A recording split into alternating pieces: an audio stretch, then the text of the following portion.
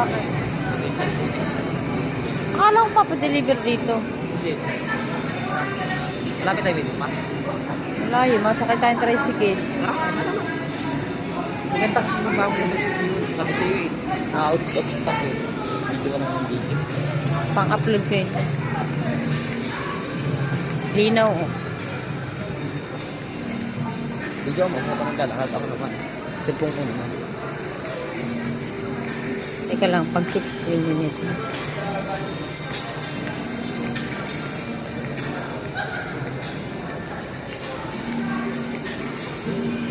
Galing mo.